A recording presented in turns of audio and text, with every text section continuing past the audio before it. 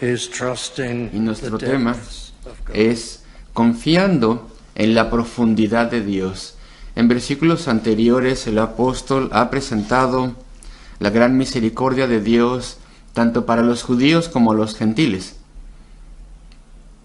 y cómo los israelitas todavía están siendo salvos a través de los gentiles, a través de la iglesia de Jesucristo.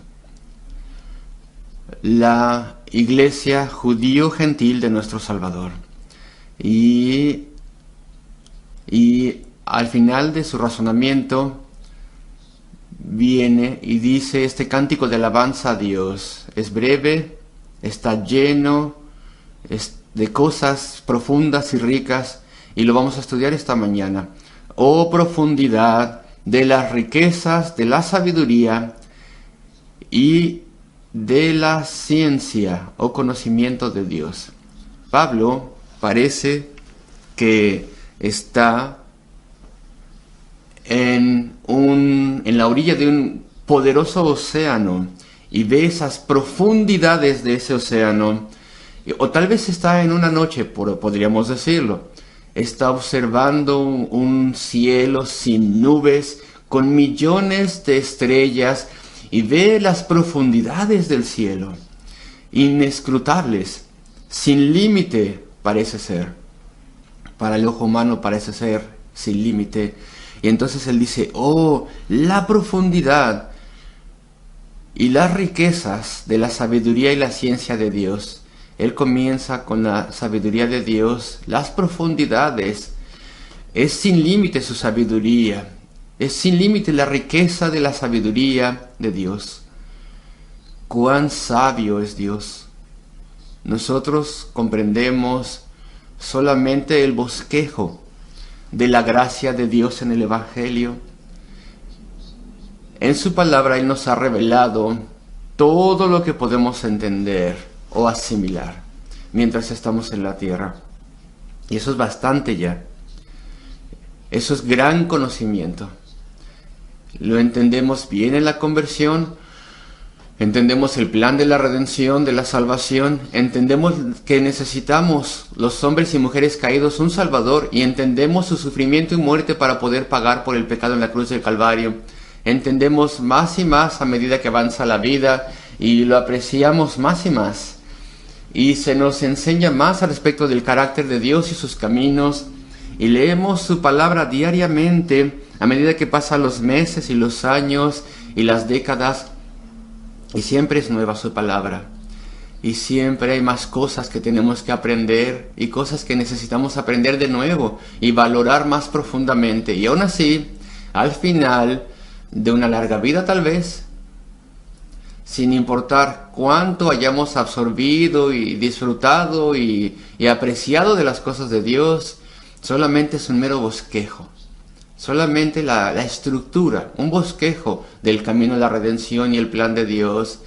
Y así como Pablo está hablando de estas cosas, a medida que lo hace, él se sobrecoge, parece ser, y se maravilla. Y entonces tenemos estas palabras: oh, la profundidad de las riquezas, de los tesoros, tanto de la sabiduría como del conocimiento de Dios. Bueno, piensen al respecto de la Biblia, las promesas en el huerto del Edén, de que un gran descendiente vendría, que vendría de Eva, que rompería y heriría la cabeza de la serpiente, y vencería el poder del pecado, y sería un libertador. Génesis 3:15.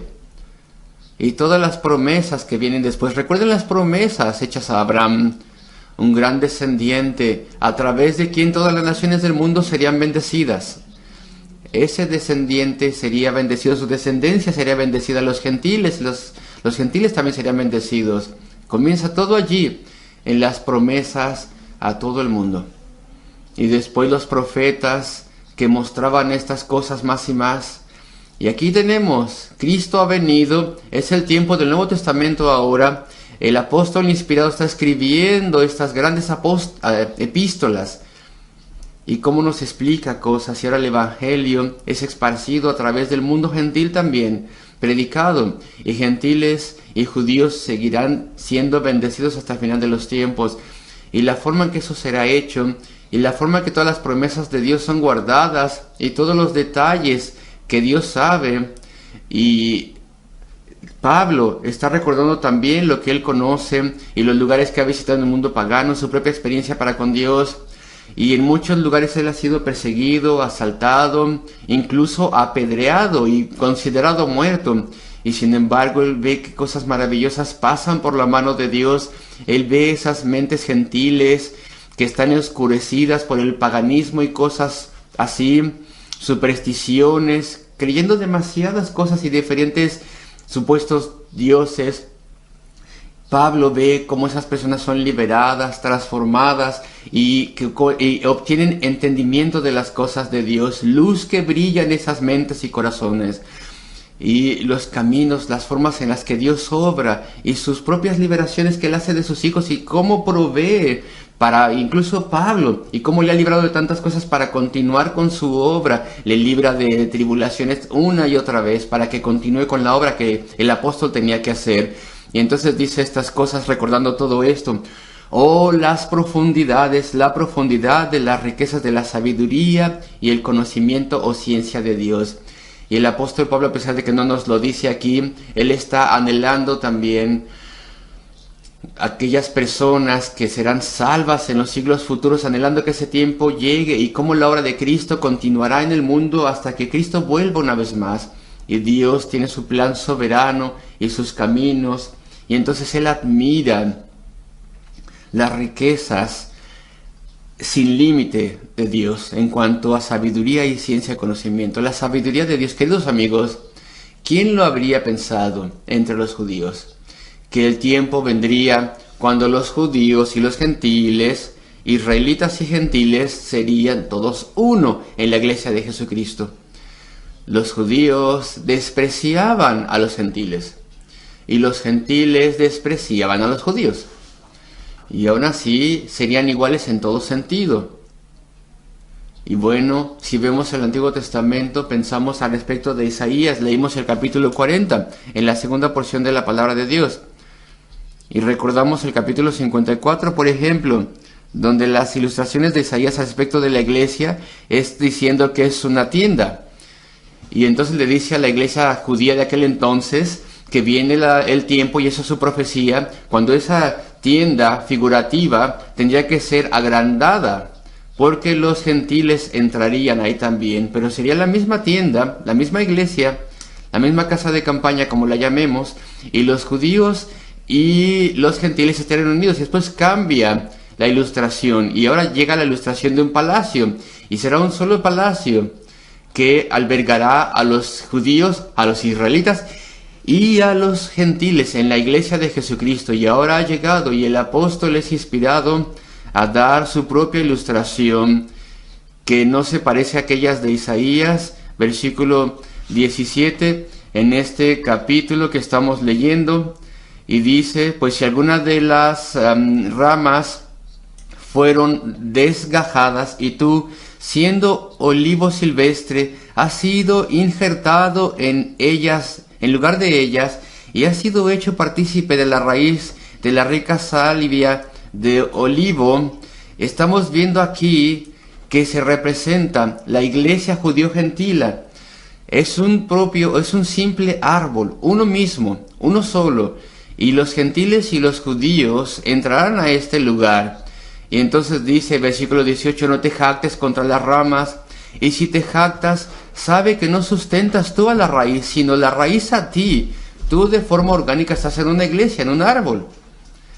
Y después en el versículo 24 de este mismo capítulo, porque si tú fuiste cortado del que por naturaleza es olivo silvestre, tú eras salvaje, silvestre por naturaleza, y contra naturaleza fuiste injertado en un buen olivo, un árbol de olivo, cuanto más estos que son las ramas naturales serán injertados en su propio olivo, árbol de olivo, un árbol, una iglesia, judíos y gentiles. Y esto ya está pasando, el apóstol Pablo lo ve, y está escribiendo a la iglesia de Roma. Y ahí había israelitas convertidos y también gentiles convertidos en esa iglesia. Y son uno, en Cristo Jesús.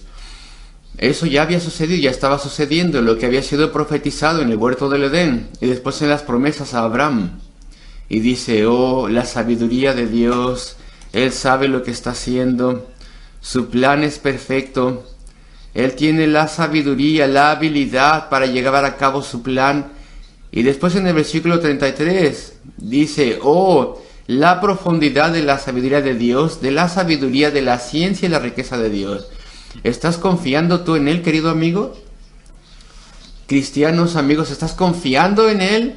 ¿Tienes problemas y dificultades, deseos y anhelos? ¿Y no estás confiando en Él, descansando en Él? Confiando que su sabiduría y conocimiento es grande. Él sabe todo respecto de ti, conoce sus planes, Él sabe cómo va a guiarte, qué es lo que te va a dar y qué es lo que hará contigo. Él sabe.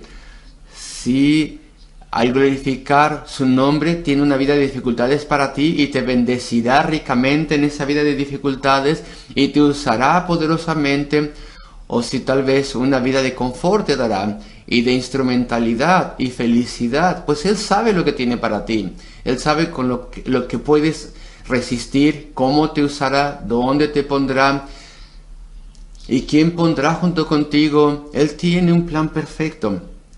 Y su sabiduría y su conocimiento no tiene ninguna falta. Él sabe todas las cosas.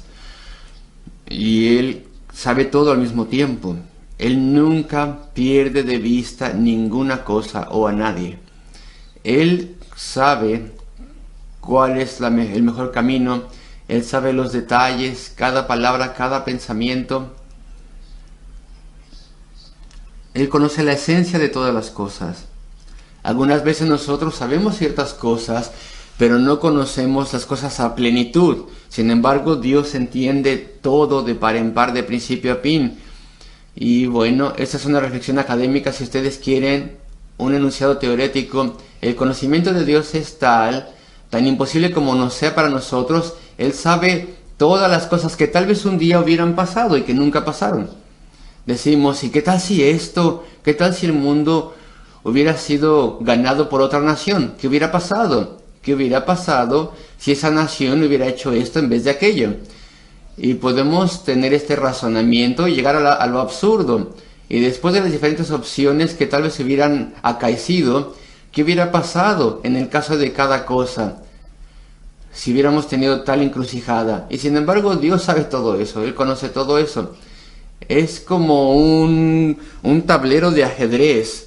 La vida tiene muchísimos cuadros y tiene muchísimas opciones de movimiento. ¿Qué hubiera pasado si aquí en mi juego de ajedrez hubiera tomado una movida diferente? ¿Qué hubiera pasado en el resto, en la otra parte del tablero de ajedrez? Bueno, pues estamos hablando de esto, pero no sabemos. Pero sin embargo Dios conoce todo. Su mente es infinita. No midamos a Dios a través de nosotros. Nosotros no podemos ser la vara de medición jamás. Podemos confiar en Él. Ora a Dios, encomienda tu vida a Él. Tú has sido salvo a través de la sangre de Cristo y puedes confiar en Él. Cada vez que oras, si tú estás en problemas o dudas o algo te atribula, cada vez que oras, comienza afirmando ante Dios que tú crees en su conocimiento y sabiduría infinita, su entendimiento eterno. Dile que tú crees en su sabiduría y conocimiento. Son perfectos, es inescrutable, es sin límite, y eso es lo que el apóstol dirá aquí. Oh, la profundidad de las riquezas de la sabiduría y el conocimiento de Dios, cuán insondables son sus juicios e inescrutables. Muy profundo es todo esto como para que lo podamos entender hasta que no estemos en la gloria. Sus decretos, las cosas que ha determinado Dios, su voluntad está más allá de lo que podemos nosotros escudriñar.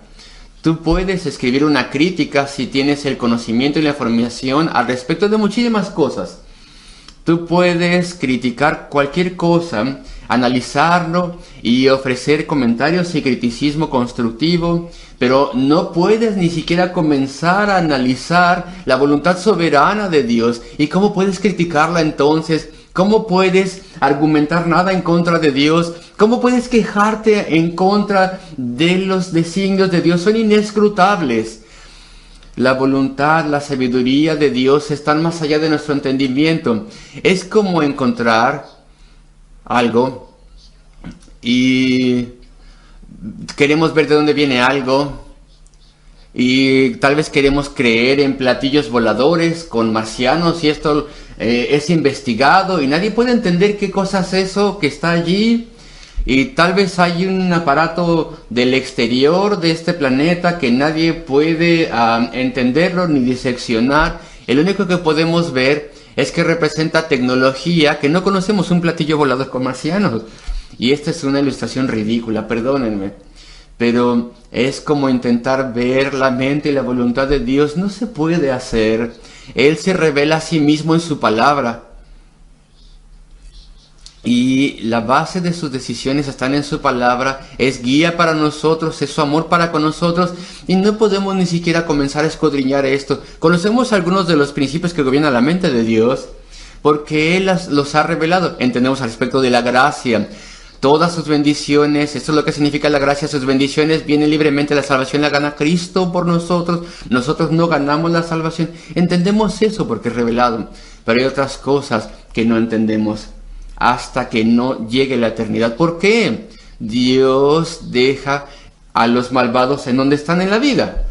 Uno esperaría que esa persona malvada tal vez está en la iglesia. Uno esperaría que Dios lidiase con esa persona desde hace mucho tiempo. Sin embargo, Dios en su sabiduría tiene un plan diferente y nosotros no podemos ver lo que Él está obrando.